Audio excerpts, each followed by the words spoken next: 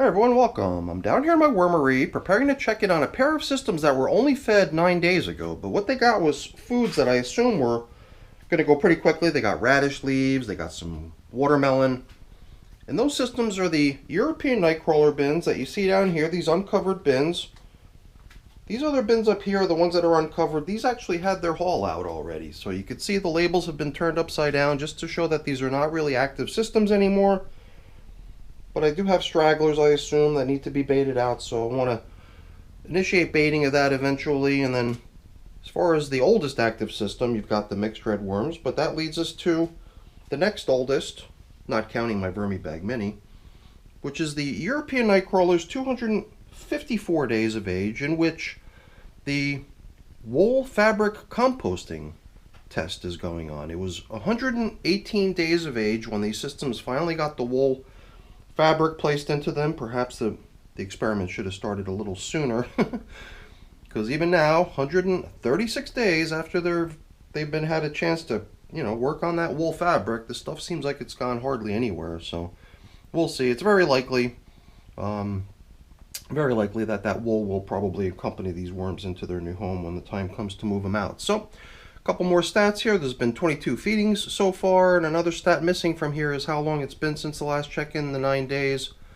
And like I said earlier, 9 days is probably enough for what they got last time, but we'll see. So let's get on a glove, let's get the systems up on the bench, and check out how they're doing. Give them some more food. Let's get to work.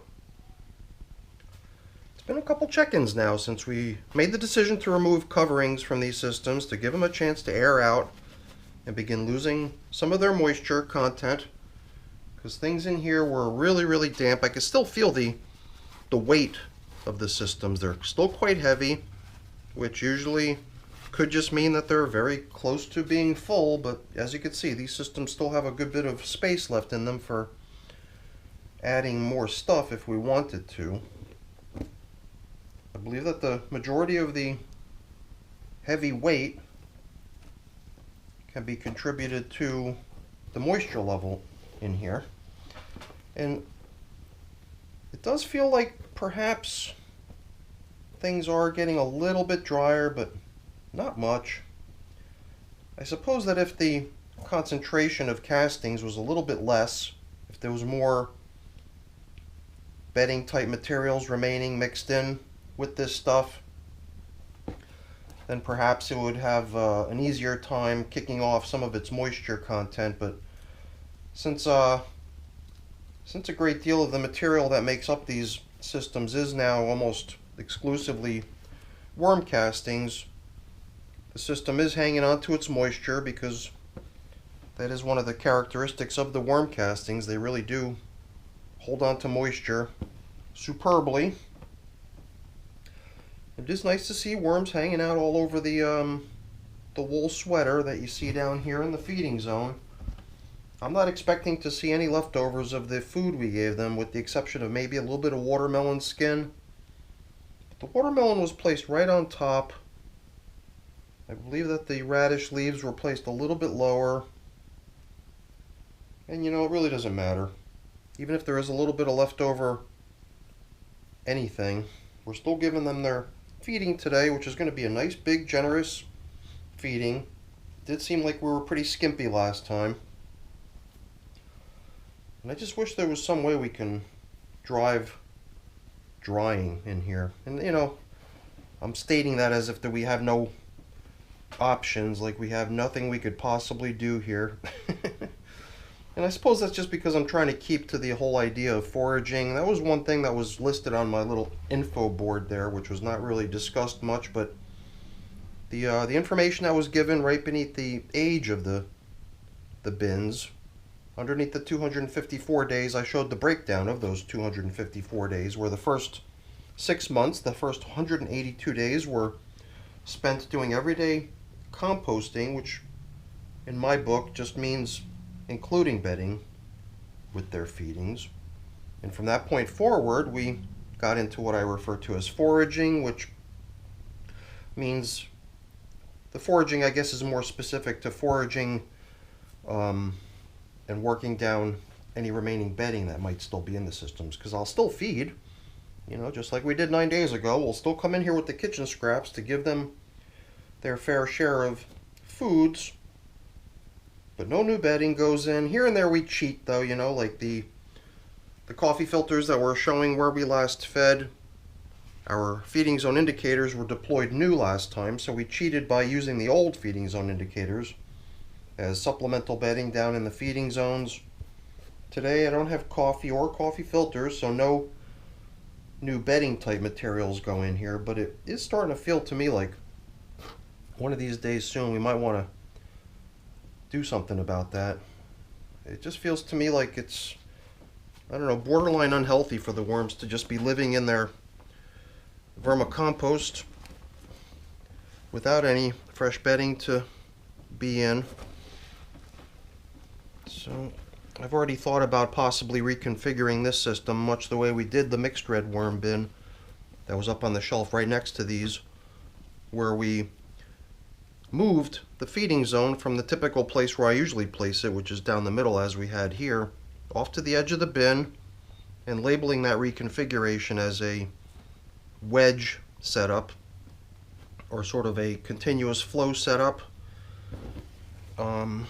with no real intention of keeping it that way any time long. You know, it was almost like an excuse to start into the horizontal migration of the worms early by labeling the reconfiguration as the you know, as just a routine change in their setup. So I've even thought about possibly doing that, and by doing so giving ourselves sort of an excuse to be able to maybe get back to giving them bedding, or maybe even just starting into a migration of the worms.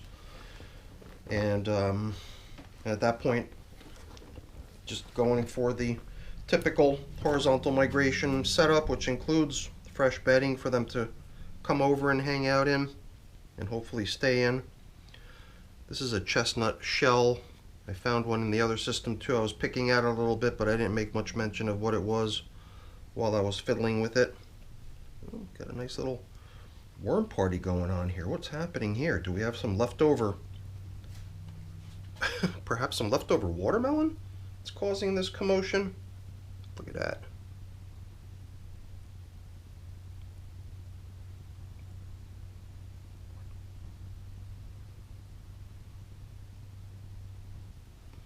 Alright, well, usually when I see a couple worms dropping right onto the space in between the two worm bins, that's when I want to call it off, just in case one of the worms ends up slithering down into that gap over there. But I was just curious what it is that they're so jazzed about. And I don't see anything. Perhaps it was just one another's company. That was pretty exciting.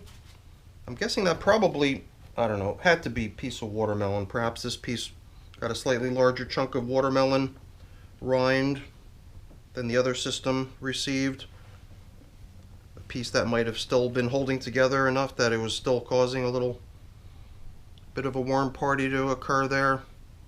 But yeah, that's pretty cool right there to see. It almost does seem to me like in certain systems, it seems like the population is growing or something. It's probably just a visual trick or something, because I think the other system in which I saw it was that one system that's older, is the mixed red worms. And in older systems, you're looking at systems where the majority of the material is all this beautiful dark black gold, against which the worms are very, very visible.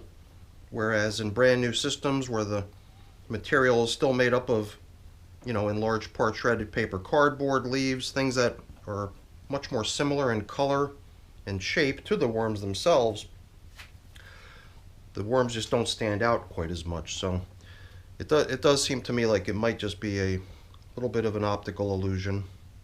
But who knows? Who knows? I think we're ready to give them their nice, big, generous meal of, in large part, mushrooms. And mushrooms is actually what I'm going to be preparing later, once I head back upstairs, finish video editing, and have time to hit the kitchen, start preparing some dinner. And these are nice big mushrooms. But I thought I caught a little whiff of their smell. If you've ever smelled what spoiling mushrooms smell like, they're quite foul. And I guess a large part of what I'm seeing here is also potato. So I'm going to try to chip some of it apart here and sprinkle it about. And there's going to be other little bits and pieces of mushroom stems and other things in here too, from the look of it. But it does seem like a good many mushrooms didn't make it to the dinner table and ended up rejected. I'm pretty sure that this stuff came from my mom's a few days ago when I went over there to sit in on dinner and help clear out her freezer of collected worm foods that she's been putting aside for us for a couple years now. So she's always a big contributor to the feedings here in my systems. And you know, do we cheat? Every now and then I just don't mind cheating, and I think we're going to do it again today. We're just going to take these 2 soiled paper towels that I bought down from the kitchen, and we're going to treat them to just a little bit of supplemental bedding, even though we're foraging in these systems technically. I don't feel bad when I see how little remaining bedding remains in the systems, just to give them a little something, you know, because it was quite clear that there was no sign of the coffee filter that was included with the last feeding 9 days ago, meaning that they're probably in the need for some sort of materials of that sort, and have done away with what remained of the last bit that they got when I cheated during the last check-in. And I got a feeling we're going to see much the same next time we come back in here. We're probably going to see virtually no sign of these bits of paper towel next time we pop in here. And you know, I almost forgot about this big load of worms that we laid out there a moment ago. They were just right below the surface, waiting for us to uncover them as we level off here. So that was a pretty fun check-in. It's always a fun check-in when you bump into a big pile of worms going nuts over some sort of delicious food that they're enjoying. And after 9 days, it's not too surprising that that happened here, although just based on the types of foods that they got last time, I was assuming that it would mostly be gone at this point, but we must have come back just in the nick of time to catch them having fun there. So that's it for the video, everyone. Hopefully you enjoyed it. If you did, as always, please don't forget to leave me a quick thumbs up before you go. That's always really appreciated. And if you haven't done so already, please also consider subscribing to the channel. That's very much appreciated as well. All right, everyone, have a great day. Thanks for watching. Bye now.